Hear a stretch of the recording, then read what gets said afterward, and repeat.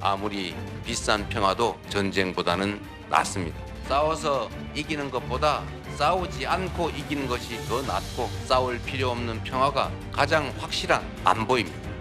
북한이 우리가 중단하니까 곧바로 따라 중단해줘서 소음 피해 해결할 수 있어서 정말 다행입니다. 대북풍선 때문에 저희가 북한으로 불법으로 보내는 거는 지금 통일부가 어쨌든 자제 요청을 했고 어겨서 계속하면 그건 이제 강력하게 처벌해야죠. 처벌하고 물리적으로 제지하고 못하게 막을. 정부 단위에서는 아픈 걸리면 아주 엄벌할 테니까요. 잘 잡으세요. 예, 그래 할 수 없지 뭐. 이재명 대통령요, 지난 9일에 민간단체의 대북 전단 살포를 중단할 것을 요청했습니다. 자, 그리고 이어서 대북 확성기 방송도 중지시켰습니다. 자, 그런데 대통령이 멈춰달라고 한 사안을 주말 사이에요, 민간단체가 계속 강행했습니다. 그러니까 대북 전단을 묶은 풍선을 북한으로 날려보내는 행위를 한 겁니다. 자, 이에 이 대통령이요, 이걸 예방하고 사후에라도 엄정 처벌할 수 있는 대책을 마련하라고 지시를 했습니다. 자, 그리고 경찰은 이 사안에 대해서 이미 수사 착수 방침을 밝혔습니다. 그리고 오늘 오전 통일부 주재로요, 유관 부처들이 모여서 과연 이걸 어떻게 예방할지, 또 말을 안 듣고 강행했을 때 사후에 처벌을 어떻게 할지, 이런 부분까지 논의를 하기 시작했다는 겁니다. 자, 어제 이재명 대통령이 한반도 리스크를 한반도 프리미엄으로 바꿔야 한다라고 말을 했습니다. 오늘 오전에 통일부가 유관부처들과 대북 전단 살포 관련 회의를 연 건데, 글쎄요, 오늘 회의의 핵심 주제는 그겁니다. 정부가 하지 말라고 한 대북 전단 살포를 할 경우에 어떻게 처벌할지, 그걸 지금 집중적으로 다루는 거라면서요. 일단 뭐 처벌도 굉장히 중요한 문제인데, 이 대북 전단을 살포하는 것이 우리 그 접경 지역에 있는 우리의 주민들의 생명과 또 이 신체의 안전, 이런 부분들이 얼마나 위협적인가 하는 부분에 대한 공감대를 우선적으로 형성하는 것이 중요하다라고 판단이 되고, 그 과정들 속에서 어떻게 하면 이 그 민간단체의 대북 그 풍선을 막아낼 수 있겠는가, 자제시킬 수 있겠는가, 이런 부분들에 대한 협조 요청을 만들어내는 것, 이것이 굉장히 중요하다, 이렇게 아마 그 판단들을 했을 것 같습니다.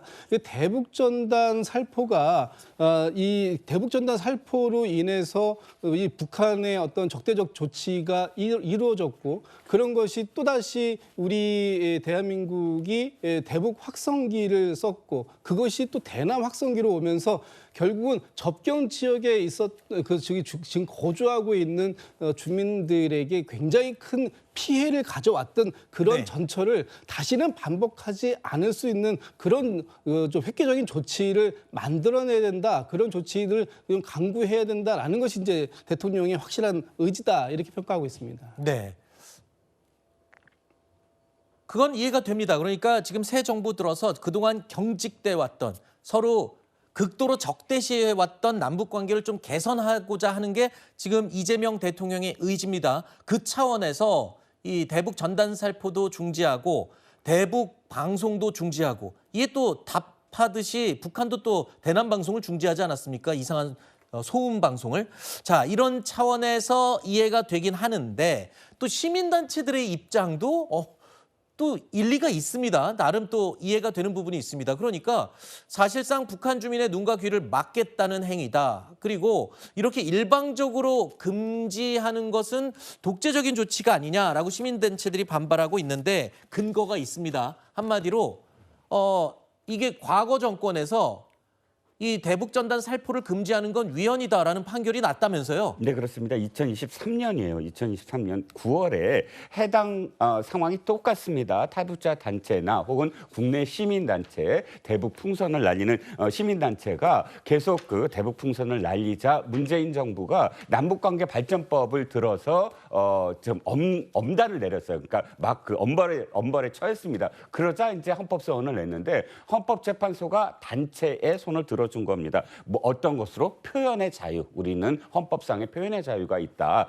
그런 상황 속에서 사실상 이 단체들이 요구하는 건 이거예요. 그러니까 실질적으로 대화를 하고 그다음에 단체들이 요구하는 상황, 그다음에 또는 실질적으로 대북 관계에 있어서 정부가 어떠한 태도를 취하느냐 이런 것에 대해서 설명을 하거나 이러지 않고 그대로 엄벌로 이렇게 가고 있는 모습, 이런 것들은 그야말로 북한을 이롭게 하는 게 아니냐라는 게 이 단체들의 주장입니다. 지금 저 우회 처벌이라는 게 일단은 표현의 자유를 침해한다. 이 대북 전단 살표를 금지하는 것은 표현의 자유를 침해하는 위헌적인 결정이다. 지난 정권의 문재인 정권에서 이 판결이 있었거든요. 자, 이걸 가지고 시민단체들이 이야기를 하자.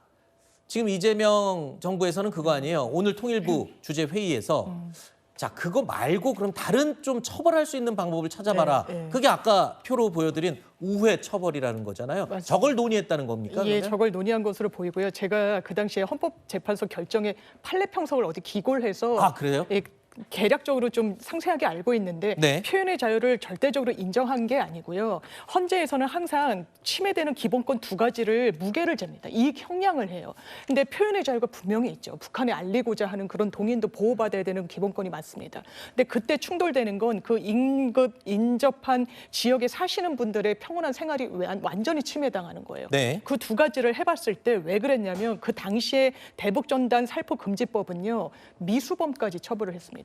그리고 법정형이 상당히 높았어요. 3년 이하의 징역, 3천만 원 이하의 벌금이기 때문에 실형까지, 그리고 이런 부분과 관련해서 과잉입법이다. 이게 형벌권이 과도하다라는 이유로 표현의 자유를 그걸 넘어서지 못했던 겁니다. 그렇기 때문에, 그리고 사전 권고나 아니면 경찰의 직무집행법 등으로 지금도 규율이 가능한 거 아니냐라고 해서 그 당시에도 관련해서 규율할 수 있는 법률이 있다라는 점을 헌재가 설시하기도 해요. 그렇기 때문에 이런 규정으로 막는 것 자체가 문제가 있다라는 일부 뭐 전직 통일부 장관 등의 법 해석에 대해서는 좀 동의가 어렵고 네. 이 부분에 대해서는 입법적으로도 또 해결돼야 될 것 같습니다.